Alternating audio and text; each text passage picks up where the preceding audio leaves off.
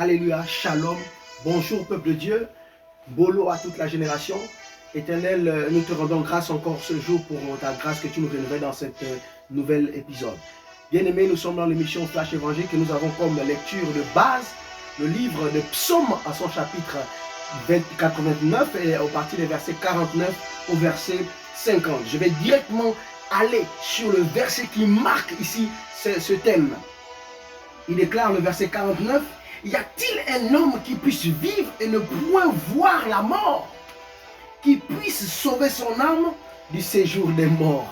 Oh my God! Pendant que je suis en train de lire cela, je sens comment l'esprit qui vit en moi, ma personne est en train de tressaillir pour, n'est-ce pas, transcender ce message. Et nous avons comme thème pour cette émission, nous avons thème l'éternité de l'adorateur.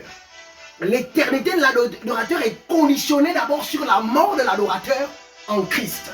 Bien-aimé dans le Seigneur, je suis en train de parler des personnes qui ont reçu l'Esprit, qui leur a donné le pouvoir de pouvoir marcher dans le monde du surnaturel. Bien-aimé dans le Seigneur, ici il parle des morts. Y a-t-il un homme qui puisse vivre et ne point connaître la mort? Ça n'existe pas. Mais y a-t-il un homme qui a reçu Christ et peut connaître la mort? Ça n'existe pas. Quand tu as reçu le Christ, bien-aimé, quand tu as reçu Jésus dans ta vie, oh my God, la Bible déclare que quand il est sorti des eaux, Jean-Baptiste avait déjà reçu cette révélation. Quand il sort de l'eau, on dit la colombe descend. Oh my God, je vois le jour de ton baptême comment la colombe est descendue.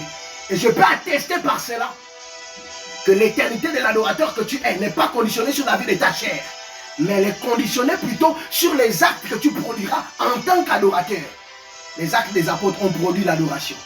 Et on parle toujours des adorateurs. Les adorateurs de Béry, on parle des adorateurs de Jérusalem, on parle des adorateurs de la France, on parle des adorateurs du Canada, on parle des adorateurs. Cet esprit-là qui continue à vivre.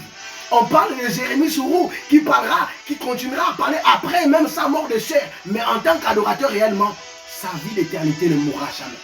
Il ne connaîtra pas la mort. Bien-aimé dans le Seigneur, je t'invite toi, serviteur, adorateur de Dieu, à pratiquer la vie, l'éternité de la vie de l'adorateur que tu es. Elle est basée sur des actes forts.